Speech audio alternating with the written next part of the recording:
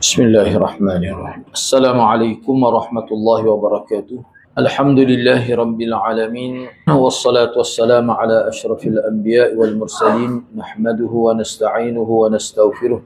Wa na'udzu billahi min shururi anfusina wa min sayyiati a'malina. Man yahdihillahu fala mudilla lahu wa man yudlil fala hadiya lahu. Rabbi shrah li sadri wa yassir li amri. Wahlul 'uqdatam min lisani yafqahu qawli. Amma ba'd. Alhamdulillah, bersyukur kepada Allah Subhanahu wa taala kerana dapat sama pada malam ini. Insya-Allah pada malam ini kita akan sambung perbincangan kitab berkenaan dengan fiqh ataupun kita kata mausu'ah, ensiklopedia berkenaan dengan asma-Allah dan juga sifat-sifat Allah itu. Yang mana setengah asma Allah itu dalam bentuk sifat. Semua tu kita bincanglah. Sekitar 99. Jadi pada malam ni kita akan sambung perbincangan pada muka surat 23. Keutamaan yang ketiga. Yang ketiga, tajuk yang ketiga ni berkenaan fadlul ilm bi asma'illahi ta'ala wa sifatih. Membicarakan tentang kelebihan kita tahu tentang nama-nama Allah dan juga sifat-sifat Allah. Tahu di sini maknanya dengan erti al-fahm, faham. Tahu di sini maksudnya faham. Sebab kalau tahu tu tahu nama Tuhan tu. Yang dikenal kesini al-fahmu bima'ani. Mana faham maksud dia. Contoh kita kata bila sebut al-badi', al-khaliq, kita tahu tu nama Tuhan. Tapi faham ke tidak? Sebab itulah kitab ni asal nama dia al-fiqh. Fiqh tentang asma Allah al-husna. Jadi kelebihan yang ketiga bagi orang yang memahami nama-nama Allah dan sifat-sifat Allah. Sesungguhnya ilmu tentang asma dan sifat Allah ini adalah ilmu yang diberkati. Kadang setengah-setengah kitab terkata ilmu yang paling tinggi. Sebab dia asma ni, asma'un. Dia asma maknanya yang tinggi. Dia ada makna itu. Jadi mengetahui, memahami tentang asma, nama-nama dan juga sifat-sifat Allah adalah ilmu yang paling tinggi, paling diberkati. Dipenuhi dengan banyak al-awaid, yakni pengajaran-pengajaran yang berharga dan banyak manfaat, faedahnya serta pengaruh yang hebat dalam hati seseorang muslim. Itu hikmah tahulah. Jadi keutamaan ilmu ini dan manfaatnya yang besar akan terzahir, terlihat melalui banyak perkara. Di antaranya yang terpenting adalah sebagaimana berikut. Pertama sekali, ilmu ini merupakan pengetahuan yang paling mulia. Mana satu-satu ilmu dia jadi tinggi kedudukan di sisi agama, dia bergantung kepada apa yang dibicarakan. Jadi oleh kerana asma Allah husna wa sifatuhul ulia ni, kita bincang tentang khaliqul makhluqat. Kita bincang tentang Tuhan yang menjadikan kita. Oleh kerana bincang tentang Allah, kita sedang berusaha untuk ma'rifatullah, maka dia jadi muliakan itu. Mulia tu makna paling tinggi, bukan bermakna hak lain itu tidak mulia. Dia ada dua, ilmu yang bermanfaat itu satu perkara. Hak tu boleh kata mana-mana ilmu tu boleh kata bermanfaat lah. Kecuali ilmu-ilmu yang kita kata ilmu sihir, hak tu dikira tidak ada faedah. Dia boleh merosakkan manusia. Tapi mana-mana ilmu yang ada manfaat, yang ada faedah, maka dia tu dikira berguna. Tetapi hak ni dia bukan sekadar faedah. Dia menjadi hidup kita tu, orang panggil jadi berubah ke arah kebaikan, sehingga ilmu apa yang kita belajar lain kita boleh urus supaya menjadi pahala. Sebab tu orang yang kenal Allah dengan sebaik-baiknya, dengan faham, dia buat apa-apa pun semua tu jadi pahala belaka. Jadi kenapa belajar ilmu ni dianggap paling tinggi darjat? Sebab dia membicarakan tentang orang panggil punca pada wujudnya alam ini, yakni Allah Subhanahu wa taala. Itu tinggi tu. Kemuliaan ilmu ini tidak lain kerana kemuliaan pengetahuan di dalam. Kaedah yang Nabi guna adalah memperkenalkan Allah melalui Al-Quran. Tiada yang lebih mulia dan utama daripada pengetahuan tentang Allah, nama-nama dan sifat-sifat Allah yang terdapat dalam Quran dan Sunnah Rasul. Oleh kerana itu, orang yang menyibukkan diri untuk berusaha memahami ilmu ini adalah orang yang menyibukkan dirinya untuk mencapai tujuan, yakni pengakhiran yang mulia lagi agung. Objektif tujuan rayah dia nak belajar ilmu ni, kita nak kenal Tuhan yang menciptakan kita. Apa faedah kita kenal Tuhan? Bila kata kenal Tuhan, dia jadi akidah.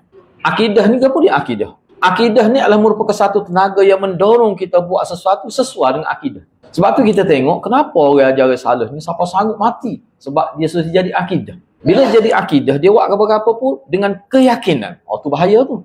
Sebab tu ulama kata bila sesuatu pahaman tu jadi akidah, dia boleh merubah hidup manusia. Dia akan buat biar sesuai dengan akidah tu. Itu sebenarnya. Yang kedua, hak tadi, dari sudut ilmu tu ilmu yang tertinggi kerana dia membicarakan tentang Tuhan, punca segala makhluk. Yang keduanya, mengetahui tentang ma'rifatullah ni, maknanya pengetahuan tentang Allah. Ma'rifatullah atau ilmu tentang Allah. Ma'rifatullah, pengetahuan tentang Allah dan ilmu tentang Allah. Dia dua ni sebenarnya sini ni. Kalau tengok dalam arah ni, anna ma'rifatullah wal ilma bihi. Mengenal Allah dan kita tahu ilmu yang berkait dengan Allah. Itu sebenarnya wal ilmu bih. Ma'rifatullah tentang Allah tu sendiri dan wal ilmu bih, dan ilmu tentang Allah. Tad'u ila mahabbatihi wa ta'zimihi wa ijlalihi wa khasyatihi wa khawfihi wa rajaihi wa akhlasil amali bih. Jadi bila seorang itu kenal Allah dan dia tahu Allah, hak kaitan dengan Allah. Dia bukan sekadar kenal Tuhan, tapi sesuatu yang berkait dengan Tuhan. Tengok alam pun dia nampak Tuhan. Nampak Tuhan maknanya, oh Tuhan yang mencipta. Itu maksud dia. Ini sebenarnya bertujuan mengajak manusia untuk supaya timbul perasaan mencintai, mengagungkan, memuliakan dan menumbuhkan rasa takut, gerun dan berharap serta ikhlas berbuat kebaikan semata-mata hanya untuk Allah sahaja. Setelah pengetahuan tentang ini semua bertapak kukuh, jadi mantap dengan begitu kuat dalam diri seseorang manusia, maka penerimaannya terhadap Allah akan semakin besar. Kalau baca Quran pun mudah masuk, mudah meresap. Kalau baca hadis pun mudah apa? Hati dia sudah penuh dengan ma'rifatullah. Sebab itulah dalam sistem yang Nabi buat, ma'rifatullah ni dia bergerak selari dengan pengamalan sunnah. Mana kita nak memantapkan ma'rifatullah dengan cara bergaul dengan masyarakat, buat baik pada jiran, semaya, puasa. Mana hidup bermasyarakat. Banyak Allah sebut siapa dia benar-benar beriman dengan Tuhan, buat baik pada jiran. Mana buat baik pada jiran itu dia mengukuhkan ma'rifatullah itu. Mudah ya agama ni. Jadi banyak dikaitkan. Misalnya, tolong orang. Allah sebutkan 9 perkara dalam hadis tu. Sesiapa yang melepaskan kesusahan seseorang, Allah akan melepaskan kesusahan dunia akhirat. Maknanya Allah kaitkan dapat bantuan Allah dengan kita bantu orang lain. Maknanya agama ni agama bermasyarakat. Agama Islam agama bermasyarakat. Dia tak boleh duduk atas pucuk. Dia duduk ala gua. Orang Islam tidak gitu. Cukup jelas dalam huraian. Baik. Setelah pengetahuan tentang Allah ini menjadi kukuh, mantap dalam diri seseorang, maka penerimaan dia terhadap Allah Tabaraka Ta'ala akan semakin besar. Sebut Allah sikit ya, terasa selalu. Apa? Sebab tapi ni kena ingat molek. Bahawa kita baca gini saja tak jadi. Dia kita kena amal sunnah. Amal sunnah ni masuk buat apa-apa kerana sebab masuk bila air sebut nama Tuhan, tubik bila benda-benda gitu yang mengukur. Jadi dengan ada ilmu dan amal, baru dia mantap. Kalau tidak, tak jadi. Kalau kita tidak amal, dia tidak boleh membantu ilmu yang kita belajar. Dan begitu pula dengan penyerahan diri terhadap syariat Allah. Kita terima syariat Allah walaupun kita tak faham. Maupun istiqamah dalam melaksanakan segala perintah Allah, menjauhi segala larangannya. Melazimi mengikut perintah Tuhan. Yang ketiga, Allah Subhanahu Wa Taala mencintai nama-nama dan sifat-sifatnya. Begitu juga Allah menyukai nama-nama dan sifatnya tersebut terlihat pengaruhnya di dalam diri makhluk ciptaan dia. Ini sudah menjadi sebahagian daripada kesempurnaan Tuhan. Maksud dia berapa? Jadi kalau kata Allah tu penyayang, jadi Allah akan menyayangi manusia. Allah nak supaya kesan atharuha fi khalqi, supaya kesan sifat dia tu ada pada hamba tu. Kerana atas dasar Rahman Rahim Tuhan lah siapa dia bui. Kita walaupun buat salah dia bui waktu kita bertaubat atas dasar Rahman Rahim dia. Nyata Rahman Rahim Tuhan pada peluang taubat tu. Niabah dengan pada kembalinya kita kepada kebenaran itu. Jadi nama Allah ni zahir pada makhluknya dalam bentuk macam mana? Misalnya dia hukum orang zalim. Itu nyata kepada adlullah, keadilan Tuhan. Nyata. Ini sudah menjadi sebahagian daripada kesempurnaan Allah. Baik, Allah itu witr. Witrun tu maksudnya ganjil. Bukan witir, witrun. Dan mencintai makhluknya yang berjumlah ganjil. Allah tu esa. Sebab kalau ganjil ni 3 penganjil. 3 penganjil. Kristian tu 3 tu. Dia panggil Tuhan ilah, abun, ummun dan ibnun. Tuhan bapa, Tuhan ibu, Tuhan. Ganjil ke? Ini esa. Lebih sesuai lagi. Allah itu esa. Dan mencintai makhluknya yang berjumlah ganjil. Fahuwa witrun yuhibbul witra. Allah itu esa dan dia suka kalau amalan dalam konteks agama tu jenis ganjil. Sebab tu kalau kita tengok ambil wuduk berganjil, jenis ganjil-ganjil tu dia suka. Sebab tu menunjukkan kepada keesaan dia. Itu maksud dia nya. Sesungguhnya Allah itu jamil, maha indah, dan dia menyukai makhluknya yang indah. Sebab tu Nabi SAW dia tak suka kalau sahabat dia ni maknanya selekeh dah. Bahkan kalau sahabat dia tu pakai baju soyak ke apa, dia suruh sahabat lain tolong beli misalnya, tolong bui kepada dia. Allah itu alim, yakni maha mengetahui, dan dia mencintai orang yang ada ilmu. Sesungguhnya Allah itu Jawad, yakni maha pemurah, maha dermawan, dan dia suka orang yang dermawan. Supaya nampak sifat dia pada makhluk tu. Tapi ada juga sifat dia tu dia tak suka ada pada makhluk, ada juga. Misalnya mutakabbir tu tak boleh. Allah itu qawi, maha kuat, maha gagah. Sehingga mukmin yang kuat lebih dia sukai daripada mukmin. Allah itu hayyun. Kalau hayyu makna hidup. Ni hayyun. Yuhibbul haya. Hayyun ni maksudnya pemalu. Malulah, sifat malu. Yuhibbu ahlal haya. Dia suka juga orang yang malu. Malu lagu mana ni perbincangan akan datang lah kita. Allah maha menerima taubat. Yani at-tawwab. Maka dia mencintai orang-orang yang suka bertaubat. Allah maha syakurun. Bila kata syakurun yuhibbus syakirin, Allah ni maha menghargai kebaikan.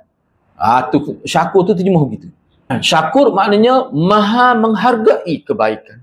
Orang kafir buat baik dihargai lagi. Sehingga dia arahkan malaikat dia tulis kebaikan. Jadi Allah akan beri kelebihan dia. Dia kata tanda syakur Allah ni, orang kafir buat baik ni, dia akan beri limpah rezeki dia. Orang kafir baru-baru ni dia beri rezeki.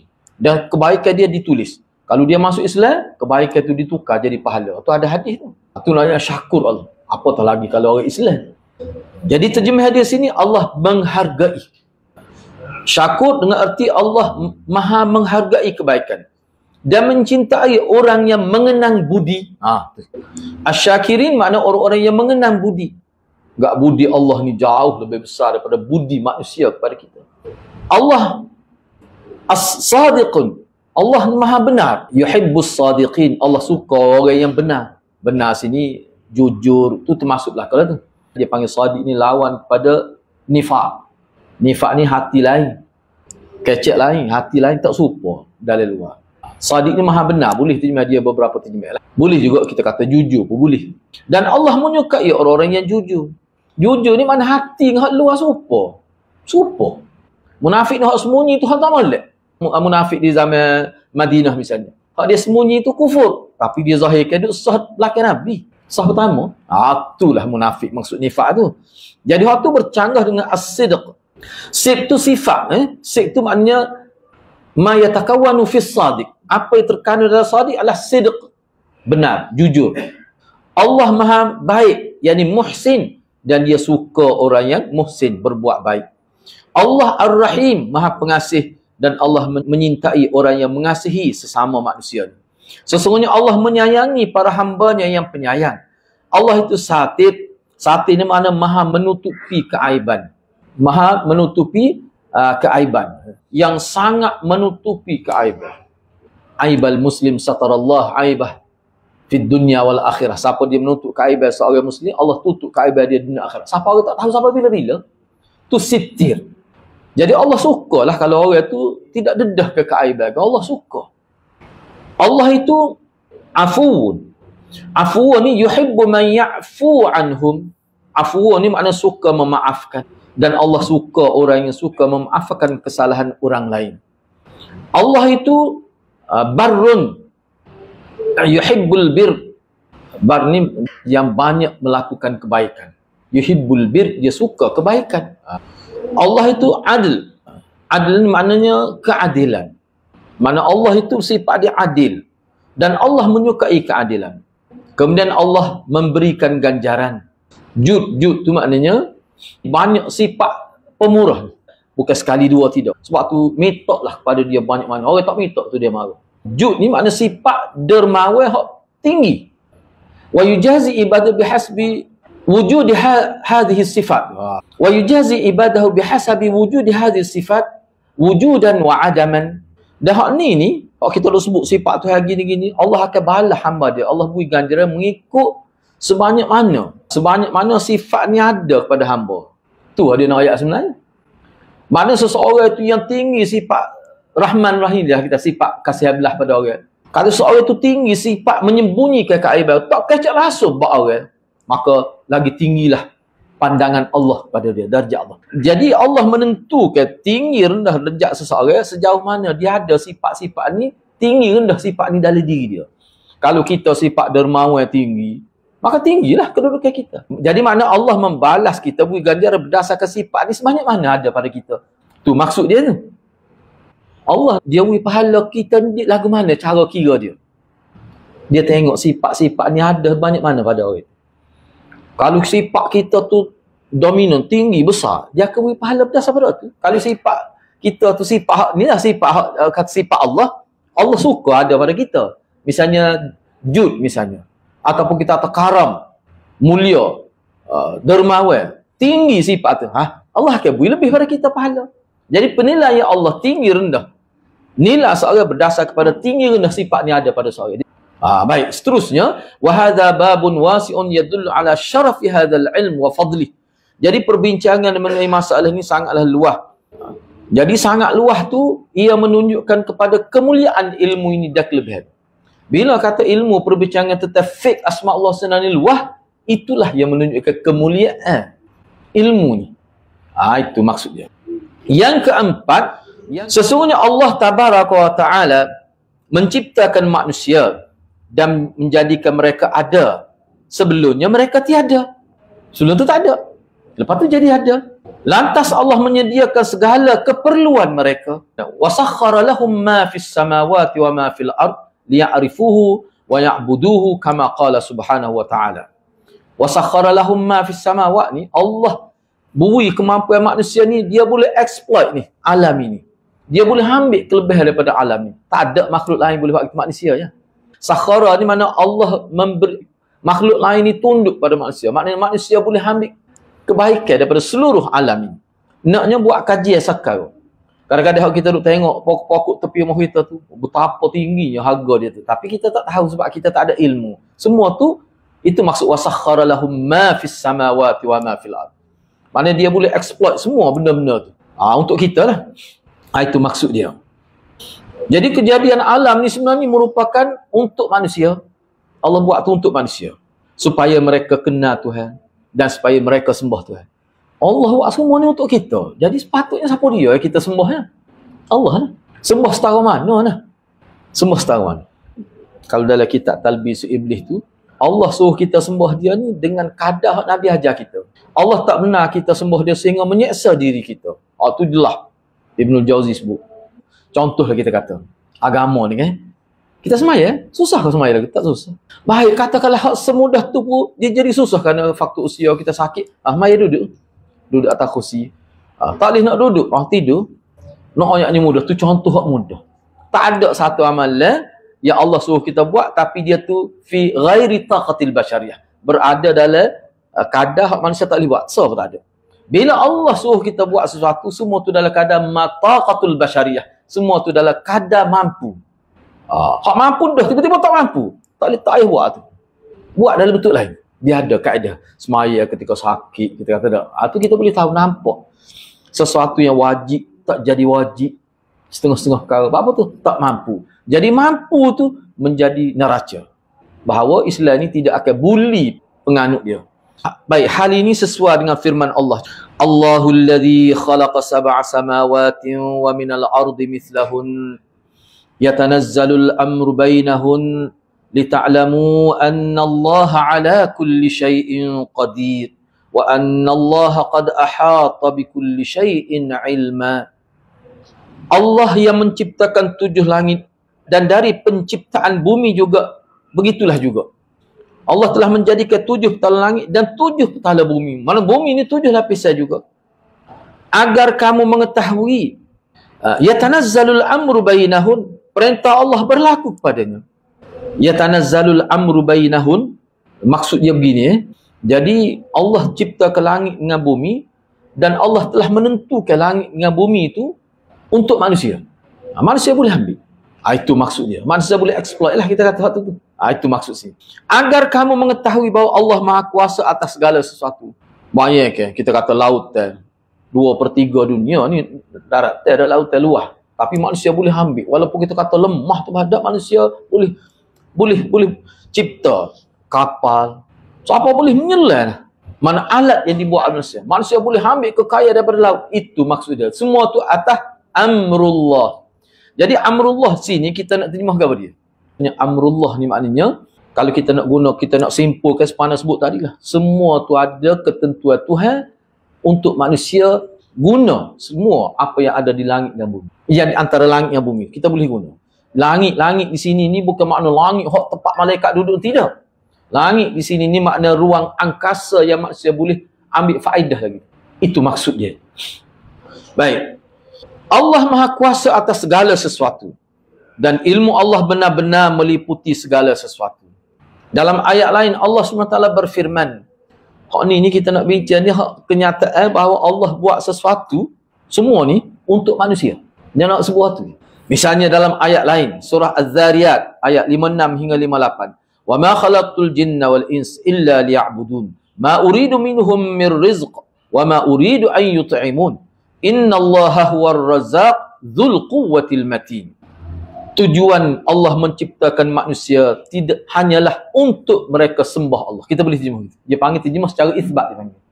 Kalau kita nak terjemah secara manfi seperti sini, aku tidak menciptakan jin dan manusia melainkan agar mereka beribadat kepadaku. Kalau mengikut kaedah bahasa Arab, bila ayat itu bermula dengan nafi ada isbat, itu ayat dia panggil takkid. Sebab la ilaha illallah, hanya Tuhan saja yang ada, yang sebenar-benar disembah. Kita sebut gitu. Itu makna tak ada lah. Itu maknanya kita menafikannya. Sebab kita hanya Allah sahaja Tuhan yang berhak disembah. Walaupun setengah-setengah ulama dia kata, tak, dia kena sebut juga tiada Tuhan. Bermula dengan tiada. Itu lebih mantap lagi. Dari segi perkataan lebih tegah lagi. Ada juga yang kata begitu. Baik. Aku tidak menciptakan jin dengan manusia melainkan agar mereka beribadat kepadaku. Ibadat kepadaku sini, kalau kita nak simpulkan, kita kata supaya mereka buat apa yang aku suka. Dan mereka meninggalkan apa yang aku tidak suka. Jadi nak tahu Allah suka mana, Allah tak suka mana, dia kena ngaji lah. Aku tidak menghendaki rezeki sedikit pun daripada mereka. Mana aku tidak nak sesuatu pun daripada mereka. Aku tak sih. Aku tidak menghendaki agar mereka memberi makan kepadaku. Sesungguhnya Allah kita sembah ni, kita sedang bicara, dialah pemberi rezeki. Dia tak suka orang batu, dia tak siap orang batu. Dia apa? Sebab dia mempunyai kekuatan. Dzul quwwatil matin, dia mempunyai kekuatan yang mantap, yang kukuh. Dzul quwwah, yang mempunyai kekuatan yang matin, utuh, kukuh. Baik, kesibukan seseorang hamba Allah, yang ni kita menyibukkan diri, duduk mempelajari supaya kita boleh faham nama-nama dan sifat Allah, merupakan kerja, kesibukan sebenar yang mana kita diciptakan tujuan itulah. Itu maksud dia ni. Kesibukan tentang tujuan dari penciptaan dirinya sebagai seorang hamba Allah. Kita duk sibuk nak kenal Tuhan. Memang kita diciptakan untuk tujuan tu. Jadi kalau seseorang hidup di muka dunia, ni kita bincang orang Islam ni. Orang kafir tak sakit lah tu. Orang Islam tetap mengaji tentang nak kenal Allah melalui cara yang Nabi ajar, maka dia sudah terpesong daripada tujuan penciptaan dia. Sebab kita ni diciptakan untuk kenal Tuhan. Tu Allah buat. Banyak tu falsafah situ. Itu kata apa Tuhan buat kita? Duduk syurga molek turun ke dunia. Tak, Tuhan sengaja buat gitu. Cuma melalui proses Nabi Adam tu. Tujuan dia kata nak menzahirkan, orang panggil kudrat dia sebagai Tuhan yang berhak disembah. Dia nak zahir tu ya. Kira kalau bahasa mudah nak guna gini ya. Kira aku yang buat kamu. Aku turunkan ke muka dunia kamu. Aku sediakan semua alam ni untuk kamu. Dan aku bui satu perkara, satu benda yang makhluk lain tak ada ke dia? Akal. Tak ada. Hanya untuk kamu saja aku. Dengan akal tu kamu boleh fikir untuk buat sesuatu. Kemudian supaya kamu ni tidak menjadi seperti hayawan, aku bekalkan pula kitab suci nak bimbing kamu. Jadi bila bergabung ilmu wahyu dengan akal, manusia akan jadi zahir. Laqad khalaqnal insana fi ahsani taqwim, jadi zahir.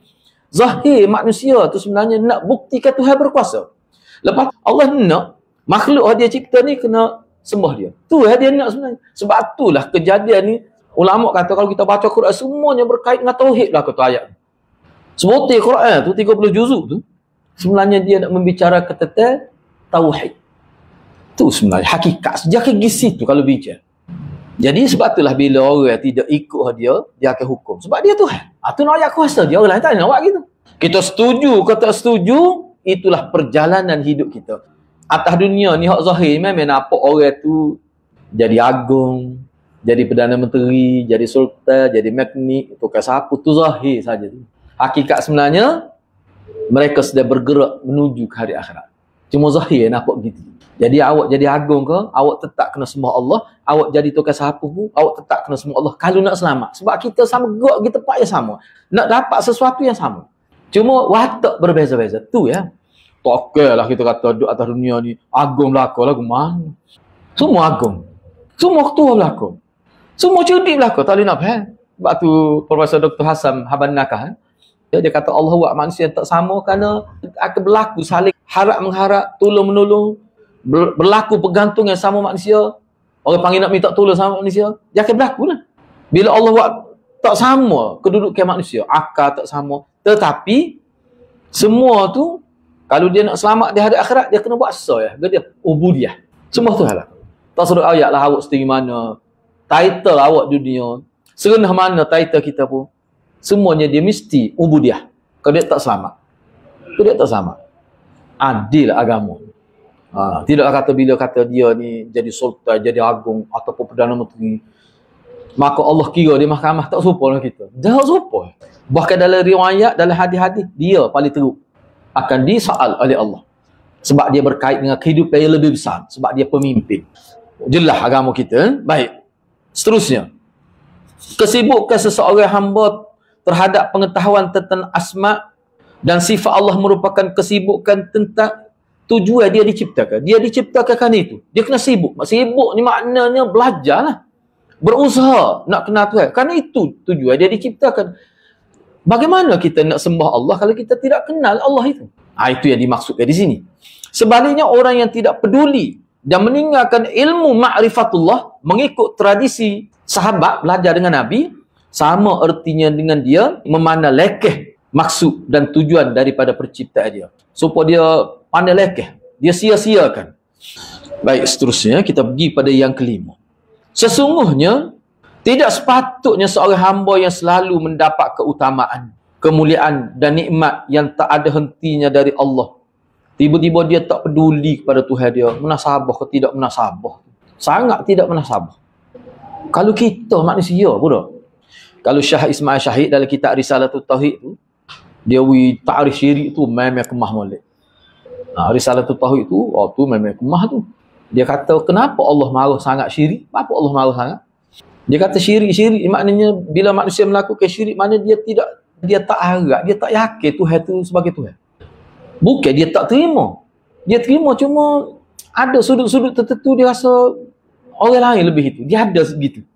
Mana dia tidak terima Tuhan tu sepenuhnya. Tidak, tapi dia ada juga. Sebab tu syirik mana mendua ke Tuhan. Mana ada setengah-setengah perkara dia hak Tuhan tu kepada orang lain. Atau Tuhan marah. Dia buat perbandingan gini. Dalam sebuah kerajaan, kita ambil negeri Kelantan lah kita kata. Negeri Kelantan ni yang paling berkuasa, kita ketepilah sultan tu kerana dia tidak memerintah. Dia ada sudut lain yang memerintah. Kita kata menteri besar. Banyak kalau ada rakyat, kita tak terima sepenuhnya menteri besar. Sehingga beberapa urusan tu dia bui kepada orang lain. Sepatutnya berurusan tu dengan menteri besar. Mana dia bui tak setia dia kepada yang lain. Misalnya dia latih menteri besar bawah terer aku misalnya. Lagu mana perasaan? Ataupun kalau untuk guru kita malam ni kata kita ambil mudah ayah. Dalam sebuah rumah tu ayah ketua. Kalau isteri dia, anak dia duk puji ayah orang lain, dia marah je. Dia rasa lagu. Rasa tercabar. Bila rasa tercabar itu, ayah akan tunjuk sikap dia. Dia akan buat sesuatu supaya anak dia sedar bahawa aku berkuasa di rumah. Rasa tercabar tu, kalau dalam sebuah negara, kalau kerajaan rasa tercabar, dia akan guna akta yang paling utama dia. Selagi tak tercapai, tak makan JL ni, kalau tidak kita teriak setama tepik, setama mana buat demonstrasi, kalau tidak boleh mencabar dia, dia tak marah sangat. Tapi kalau mereka mencabar, siapa ada rekrut tentera lah, wujud ke satu organisasi underground, kita kata tak, sehingga melibatkan ada rekrut dari segi persenjataan, tu dia tak lek saja. Tu dia tak lek, dia akan guna segala kekuatan. Apa tu? Sebab dia telah ada unsur mencabar. Jadi maknanya syirik ni kesalahan mencabar Allah. Bukan sekadar tidak bersyukur, mencabar Allah. Itu besar. Jadi yang Allah naknya adalah kita syukur. Syukur ni makna menghargai dia, kenang budi dia. Allah nak tu ya. Sebab tu Allah kata, aku tidak nak suruh dia rezeki tu aku je buat. Aku tidak nak supaya dia sokong aku, sebab aku tak perlu pada sokongnya. Aku tak makan, tak minum. Semua tu aku buat. Aku nak dia saja syukur. Syukur tu makna menghargai dia. Kita kata, apa Allah nak gitu? Bukan dia Tuhan kan? Dia nak gitu. Kita setuju ke tak setuju gitu? Hatu sebenarnya. Sebab itulah, kalau kita baca buku-buku falsafah Islam, misalnya dalam Dawabitul Ma'rifah, Profesor Dr. Hassan Haban Nakah tu, dia sebut falsafah ketuhanan. Falsafah Tuhan. Dia nak ke dia? Dia nak tunjuk dia berkuasa. Dia nak tunjuk dia berkuasa. Maknanya, hak dia panggil makhluk dia, mesti patuh pada dia. Mesti hargai dia. Memang dia Tuhan. Tu sifat Tuhan. Lepas tu, Tuhan kita ni, kalau manusia ni kita kata rakyat taat pada dia, dia tak boleh wis supaya Tuhan kita. Dia Tuhan syurga. Yang mana syurga tu dalam gambaran Nabi, sifat negatif tak ada langsung. Cemburu tak ada, semua tak ada. Padahalnya, kita syukur saja. Bukan kita bantu Tuhan pun. Kita syukur je. Rezeki kita beri, kita tak bayar, kita syukur. Kata Alhamdulillah. Lepas tu kita melakukan ibadat. Baik, tak apalah seterusnya. Sesungguhnya mengenal Allah merupakan salah satu rukun Islam. Bahkan iman kepada Allah merupakan rukun yang paling utama. Mulia dan dasar dari semua rukun. Iman bukan hanya sebatas ucapan lisan seseorang manusia. Amantu billah, aku beriman pada Allah. Bukan sekadar itu. Dia kalau nak sebut mudah, kalau dalam konteks hadis lah, kita kata la ilaha illallah ni, dia panggil usul iman. Usul iman. Hak kata beriman pada Nabi dan seterusnya, pada hak banyak-banyak lagi tu, dia panggil mukammil. Mukammil. Ada setengah. Sebab seseorang itu katakanlah dia mengucap la ilaha illallah, tak sempat nak kata Muhammad Rasulullah, meninggal, tetap Islam dia. Mati dalam keadaan Muslim dia, mukmin. Sebab itu usul. Tapi kalau dia start mengucap Muhammad Rasulullah, dia start gitu. Dia tak kata la ilaha illallah. Tak boleh. Sebab hak lain itu dia panggil yang mengikuti. Allah tu usul dalam agama kita. Jadi hak kita duk belajar, kita nak kena usul. Jadi iman ini bukan hanya sekadar kata daripada lidah. Amantu billah, aku beriman pada Allah. Bukan begitu. Bukan sekadar itu. Tapi beriman kena kata begitu. Tapi bukan sekadar itu. Jadi yang lebih daripada itu dia panggil iqtida'. Iqtida' ni kita akan bincang pada muka surat 29. Jadi sekadar kata aku beriman pada Allah pada lisan, itu hanya menzahirkan keimanan. Namun tidak mengenal hakikat Tuhan lagi kalau sekadar kata begitu. Orang tak kata ma'rifatullah. Orang panggil masuk Islam baru tu. Akan tetapi iman pada Tuhan yang sebenar adalah ma'rifah. Tahu dan kenal Allah dengan yakin. Lalu ia mencurahkan, usahalah. Lalu dia mencurahkan segenap tenaga usaha maupun akal fikiran untuk mengetahui nama Allah dan sifat Allah. Sehingga dia mencapai darjat yakin yang tidak boleh digoncang, digoyahkan. Sampai yakin sangat. Maka pengetahuannya itulah yang kelak menjadi imannya sesungguhnya. Jadi kena ingatlah kita belajar kitab ini, kita nak ambil dari segi ilmu pengetahuan. Jadi pengukuhan ilmu pengetahuan itu dengan menzahirkan Allah tu dalam kehidupan kita. Apa dia? Ikut perintah dia. Semaya. Sebenarnya sebut sana lah, ikut sunnah tu paling tepat tu. Ikut sunnah ni ke dia? Buat apa-apa tu cara Nabi. Lagu mana Nabi buat? Nabi masuk bilik air lagu, Nabi tidur, Nabi nak makan lagu. Itu maksudnya. Mana setiap perbuatan kita jadi ingat Tuhan. Memulakan ingat kepada Allah dengan baca bismillah. Itu pengukuhan kepada pengetahuan ini. Cuma hak ni kita nak belajar kena tahu dulu. Ilmu tu sebagai muqaddimah pada sesuatu amalan. Semakin bertambah pengetahuan dirinya tentang nama dan sifat Allah, maka semakin bertambah pula lah pengetahuannya tentang hakikat Allah serta keimanan kepada Allah. Dan sebaliknya, semakin sedikit pengetahuan tentang Allah, maka semakin berkurang pula pengetahuan tentang Allah dan keimanan tentang Allah. Inilah hadirat bahayanya kalau kita belajar tentang Tuhan, tetapi tidak seperti yang dikehendaki oleh Nabi. Oh, bahaya. Belajar tentang Tuhan tapi tidak seperti yang dikehendaki oleh Nabi. Salah cara belajar. Maklumat tu salah. Oh, naya. Dia boleh jadi akidah jadi teruk lah. Siapa yang mengenal Allah dengan benar? Dengan benar. Sebab ada juga orang yang mengenal Tuhan tapi tidak dengan cara yang benar. Maka dia akan mengenal segala sesuatu selain Allah. Sebaliknya, sesiapa yang tak mengenal Allah dengan betul, sesungguhnya ia sama sekali tidak mengetahui tentang apa pun. Sebab selain Allah semua makhluk. Kita nak kenal Allah, bila kita kenal Allah betul-betul, maka kita akan kenal makhluk Allah. Ada dalam internet anda tengok nama dia Asy'ari. Dia kata dia ikut cara pengajian metod Tok Nali. Ustaz Asy'ari nama dia. Orang Kelantan kita. Dalam video anda tengok. Dia sebutlah, dia kata dia tengok orang Islam lagi masjid apa semua, tak kenal Tuhan aku lagi dia. Tak kenal Tuhan. Jadi macam mana dia boleh tahu orang ni kenal Tuhan tak kenal Tuhan tu? Waktu kita pun jadi tak tahu tu.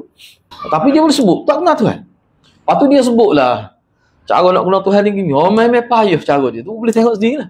Tapi dia sebut dengan terbuka, tak kenal Tuhan. Bagaimana orang yang belajar ni tak kecek gitu. Sebab kalau kita tengok orang tu buat baik, kenapa sangka baik? Itu cara hidup orang Islam. Hakikat dia kenal Tuhan aku tak sebenar tu tak? Oh, tu mana kita tahu. Tapi dia kenal, kita boleh kata atas dasar husnuzan, sebab kita ni hukum manusia pada zahir. Bila kita tengok dia buat apa yang Nabi buat, ikut suruhan Tuhan, maknanya dia tu kenal Tuhan. Lepas tu sebenarnya lah ke mana? Suruh Tuhan lah. Sebab tu penentunya di hari akhirat. Di mahkamah Allah tu. Sebab itulah kita ni hukum manusia ni, dia ni betul kalau tidak agama, zahir dia lagu mana? Zahir dia lagu mana? Kalau zahir kena dengan agama, kita kata betul. Tak kira lah seseorang tu dia anggap setinggi mana, kalau dia bercanggah dengan syarat, kita kata tak betul. Ada kata dia wali tu saat dia tu. Dia tak serupa kita. Serupa nampak tu. Hakikat wali sebenarnya kita tak tahu. Orang tu kata wali Ibn Taymiyah wali, hak ni wali tu sebenarnya hak tu wali secara majazi. Sebab tengok sumbangan dia besar dalam agama, dia kata dia wali. Lepas tu orang tengok dia ni memperjuangkan agama sengati. Siapa makan tak makan. Orang kata wali tu dia panggil majazi. Hakikat sebenarnya Allah tahu. Kalau sahabat Nabi ni lain cerita, tu ada perbincangan lain. Sebab tu berkait dengan Quran, berkait dengan hadis.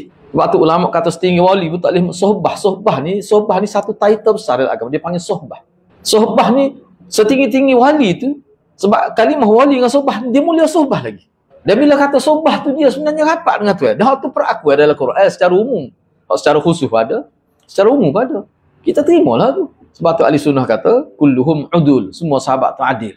Semua sahabat tu adil. Jadi sahabat ni sebab disebut. Tapi kalau hak tidak sahabat, kita kata orang zaman kita nak wali tu, kita nak pastilah ke mana dia wali syariat. Sebab tu hadirat dia dosa besar. Dosa besar kerana kita merosakkan kefahaman masyarakat. Sedangkan ulama kata sunnah Nabi kita tu laki-laki. Nabi tak pernah turun rumah dia kata tak pakai baju. Tak pernah. Kalau tak pakai baju dia letak je kain sebar, walaupun nampak belikat dia letak tutup kepala bahu. Itu dalam hadis.